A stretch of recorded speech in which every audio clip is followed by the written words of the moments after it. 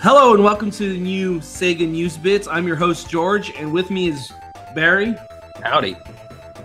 Today we're going to be talking about the Sonic Anniversary Panel at the Southwest by Southwest. Is that what is how you say it? South by Southwest. Close. South by Southwest. Such a weird. I couldn't even get the lettering right when I thought it was called SXSW. Close enough. Yeah.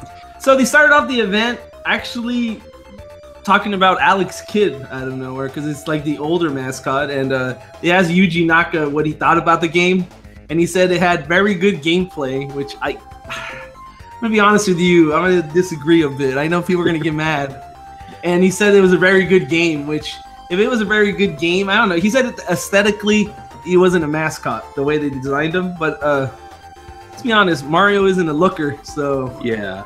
And it was a kind of a big deal that he was there, just because he's not he's not a current employee of SEGA. No, he has his own team. Yeah, and so it was Yuji Naka, Takashi Iizuka, Roger Craig Smith, Mike Pollock, and Aaron Weber. And who was the other guy? He, who is the guy that was translating. Right. Okay. Yeah. So yeah, I thought they were gonna have L and Tom from SEGA of America. I'm surprised they didn't. I thought they were going to be on the panel. Yeah. I think they should have been on the panel. Yeah. But yeah, and then they talked about Sonic 1, I guess, and had little bulletin points saying that it was a simple story and amazing music, which a little part of me's like, why didn't you guys just do the simple story anymore? Just keep it that way. Yeah. They showed that. One of the interesting things was they showed the box art of the Japanese and Europe one versus the remake of the Genesis one, and they asked everybody in the audience, which version do you guys like better? And more people like the European and Japanese Sonic the Hedgehog than the more overly done Sonic the Hedgehog Genesis version. Right, and I mean, to be fair, it's basically the Japanese Sonic. Europeans just didn't go to any effort of localizing. Yeah, rebranding, basically, or rebranding. Redesigning. Yeah. So what do you think, Barry? What do you like better? Between the two, I mean, I grew up with the American one, so I like that cover art a lot more. I don't know, I think if we're just going by cover art, the Sonic 1 cover art in the UK at least is kind of lame. It's like, I've seen it in person, it's very, I don't know, it looks babyish. There's like the little baby animals, and it's like a pinkish cream background, and Eggman's like dancing, he's like doing a jig, but yeah, Sonic looks cool. Yeah, Sonic, just the aesthetic of the Sonic character, I think he looks more, I don't know, nicer, I guess. I guess it's because maybe we've seen classics so much now as grown-ups that I would prefer the European one myself, or the original. Yeah, and to be honest, if you've seen some of that original European art, some of it's pretty bad. I know I'm going to get thumbs down for that, but you got to look at some of it, and they're so off-model. It's so weird looking. And I also don't think they should have even I don't think they should have redone the design for the American. I think the Sonic, the way he looked in the Japanese was good enough. Yeah, it's hardly a change too. That's what's so funny. You look at it, and it's like he's got a little more attitude in his eyes. That's about it. You know how many meetings they probably had at SEGA about this? So they had, and then they talked about Sonic 2. Mostly about why they added Tails, mostly for the two-player idea. The whole idea of Tails was that they wanted 2 players, and the idea that somebody would be watching the game with you when you were playing, so they added Tails as a walk companion. Mm-hmm. I mean, we knew that kind of stuff. They talked about Sonic 3, actually, and they talked about that what do they call it? The dumpster thing with the face on it that everybody dies on? Barrel of Death. Barrel of Death. They talked about that at the event, and everybody, it was kind of like a big moment, I guess, for everybody, where like they're all laughing. Yeah. What do you think about the Barrel of Death? I think it did mess me up as a kid too. I don't think I figured it out. Or if I did, it was one of those things where it was like I heard through a friend, or I was just messing with the buttons, and I finally got it to work. Because it's bizarre. You have to push up and down with well, you're standing on it. It's almost like you're glued in place, and controlling Sonic up and down moves the barrel, which makes no sense. It's like Sonic's soul moved into the barrel, and then you control the barrel, and Sonic's just standing there, right? So. Yeah, and I was like wondering, did they ask these people why they designed it this way? Aaron didn't ask them, but it would have been a good question, right? Yeah, and I mean, if you do think of other aspects of Sonic 2 and 3 that do that, when Sonic lands on the tornado, you control the tornado, and Sonic's kind of glued to it. So I guess it's maybe those same sort of behind-the-scenes programming, you know, where they're like, oh, when Sonic lands on this object, you control the object and Sonic. But it did make no... Yeah, I agree. Let me see what else he talked about. They did talk about, this is actually kind of funny, the TV and licensing in the 90s. Yeah. They showed the Sonic sneakers. They showed the ravioli cans that you know all about. Oh, Saturday morning cartoon. Yuji Naka admitted that he still has some of those cans. I know you have some, but have you ever tried eating any of them? No, and actually I don't have them. I think I used to, and then it was one of those things where, you know, your parents are like, why do you have old ravioli? Get rid of this. So now we're going to have to raid Yuji Naka's house for some ravioli. I know. You don't know, I do those Sonic food videos, and I'm going to be doing more of those soon, and I need my ravioli. So if you have some, send it my way. You heard it, man. This man wanted ravioli. He's a little ravioli whore. Sonic, and then they actually talked about, I guess, Sonic Shadow. Actually, I'm skipping stuff. But they talked about Sonic Adventure. I mean, he actually skipped after this and talked about the Sega Saturn and Sonic R, and they showed the Sega Sanshiro commercial where he beats up the little baseball kids. Mm-hmm. It almost feels like, obviously, Aaron loves that commercial. I mean, who doesn't love that commercial? Yeah. And then they went on and talked about the redesign, which is kind of funny because they asked, who did they ask? Yuji, I think? Iizuka, I believe, right? Okay, yeah, they asked him why you redesigned Sonic, and he said because the original was too cute and they needed something cooler. What do you think about that answer? I don't know. I don't really buy it because I feel like by Sonic 3, they kind of elongated his body a little bit. They gave him a little more attitude. He actually, in the Japanese art, he had that sort of like, not butt-face Sonic as they call it, but he did have those eyes that looked a little angrier. So I think they just wanted to make it look more extreme, like with a big X, you know? Yeah.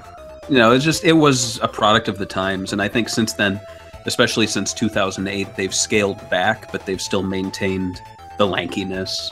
So they talked about Sonic Adventure 2, which one of the big bulletin points was that Big the Cat debuted. That's a big point, right? On Sonic Adventure 1, yeah. Oh, Sonic Adventure 1, sorry, I'm getting confused. And what are your thoughts on Sonic Adventure 2 as a franchise? As a game, or as the whole Sonic Adventure? It wasn't it kind of weird when that game came out? It was like a total opposite of what Sonic Adventure was. I remember when it came out, I was expecting more of the adventure fields, and they weren't there. It was actually a bit more of a throwback to the originals where you just played through levels, but of course there were cutscenes. Yeah, I thought it was a lot faster and sleeker, and to be honest, a lot more fun. But see, yeah, I think the only reason I disagree, and people could crucify me for this, I think that there was a better flow of gameplay in Sonic Adventure because you could just play Sonic and not play anything else and feel satisfied. And the other ones always had to cut you. Like, I wish they never did that. Like, that game would have been a lot better in pacing and more fun if they just allowed you to do what you wanted to do. True.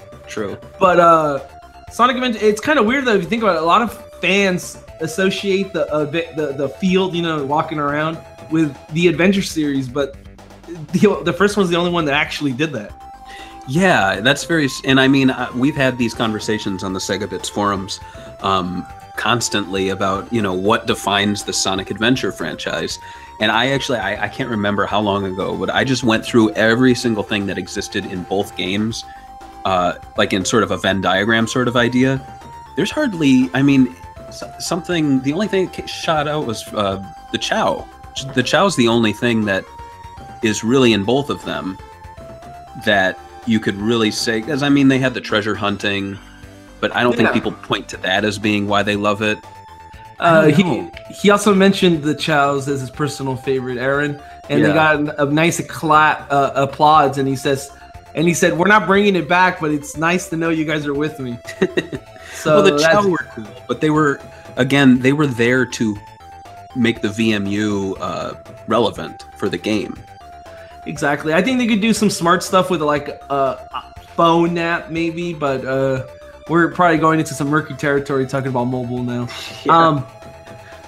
So they talked about the GameCube stuff, the ports. They talked about the advanced games. They talked about Shadow the Hedgehog. He said, "Ow, the edge," when he talked about it, which is fun because, I mean, let's be honest, we're a little tired of these events where Sega is acting like they don't understand that which Sonic games are terrible. They just go on the event and they're like, "In this game, Sonic 06," and they start talking about it like it was the greatest game in 2006, like a game of the year. What do you think about them completely skipping Sonic 2006? That's what I was going to say right now. And then they showed Sonic Rivals for 2006 and did not even talk about Sonic 2006. So, I don't know. I thought it was funny. I think he knew that if he brought it up, people were either going to boo, laugh, or do something stupid. So he read the room, and I don't think he didn't read the room, but he knew ahead of time. Yeah. And just said, let's make a joke of it and just put Sonic Rivals and then skip it. Yeah, and I'm totally cool with them doing it. I'm just hoping, in more official materials, for example, there was that History of Sonic book that I have. They do talk about Sonic 06, but they don't talk anything about how it plays terribly and how fans hated it. They were more like, it tried to do a lot of things. Unfortunately, it was rushed through production, but hey, it sold a lot. It's like this revisionist history. It almost makes me wonder if anyone ever wants to write their own History of Sonic book with the Sega approval, if Sega will say, hey, go easy on 06. I really hope that's not the case, because I know there are a lot of people out there who, I like to go on the Twitter account sometimes and just bash Sonic 06 for fun. And they say, come on, just let's forget about it, okay? And it's like, no, you need to know about Sonic 06 so you can know what not to do. In fact, I think Aaron Webber even, when he came back, he actually instructed employees to play Sonic 06 so that they would get why it's so hated and why we can't have that happen again. It's like, I don't know, it's like some terrible event in history, and if people go, oh, let's not talk about the Holocaust. Yeah. And after that, he talked about Generations and Colors. He even brought up Jim Sterling's review. He gave it like a 5 out of 10, which is ridiculous for that game. And then after that, he talked about 2015 and showed a blank slate, stating that there was no games in 2015, which is kind of, disingenuous, because there was actually... Yeah, mobile there was games. Sonic Boom. And wasn't there Sonic Boom, or was that 14? I'm thinking 14, sorry. There was the Sonic Boom games in 2014. 2015 did see Sonic Dash 2 and Sonic Runners. So. And I guess they're not, if you hate mobile games, they're not mentioned. They did say, he did mention the mobile game Sonic Runners, and people liked it. Yeah. But that's not, I guess he's not considering that a real game that they want to talk about. Mm-hmm. I think it would have been interesting to ask. Well, I guess if we were there, we would be asking these questions to these creators. I'd be like, what are these, you have a long history of 25 years. What are you going to pick, aspects of these games you're going to pick for your 25th game? It's just so, so much stuff going on. The one for the Wii U had new mechanics. Sonic Runners had new mechanics, at least with the friends, because we haven't seen them in a long time. You got all these things, so I wonder. Yeah. I did want to ask. So the numbers, they did talk about those cryptic numbers. What were those pointing towards? I think it was the release date of. I forgot about that. I think it was the release date of Sonic Fire and Ice. Okay, Sonic Boom Fire and Ice for September 27th. 2016, which I think is going to be around the time that the next season of the show drops. And the last announcement for the event was that they're going to have a Sonic 25th anniversary party in San Diego on July 22nd. Am I right? Yes. And tickets are on sale now at we'll put a link in the description. Yeah. $25. Well, it's 25 years, so $1 a year. Hey man, so if you guys are gonna go, let us know. Barry already bought his ticket. I bought my ticket. We're ready to go. Yeah, so that whole teasing, I think there's too many teasing. So people were waiting for an announcement, and they were hoping that the announcement was a new game. So we got an announcement for another event. That's interesting too, because I think it's gonna be playable there if it is there. Because I mean, if it comes out this year, it has to be already almost done. Yeah, because just past Sonic games like that have released in November typically get a March or April announcement. And so if they're going to be waiting until July, which is, you know, what, 6-7 months into the year, and it's going to be a November or December release, that's cutting it close, I think, for announcement and then maybe. Yeah. And so this Sonic event, then, it's going to be taking place at the House of Blues in San Diego. Comic-Con is happening during this time as well, correct? Around, I think so. Yeah, I don't really know the Comic-Con date, but it's going to be at the same place. Can you believe that? All the nerds are going to be gathering in San Diego. Oh my god. The hotel rooms are going to be expensive. Yeah, I have a feeling that if you and I, or even some Sonic Retro people are going, we might all be sharing one big bed.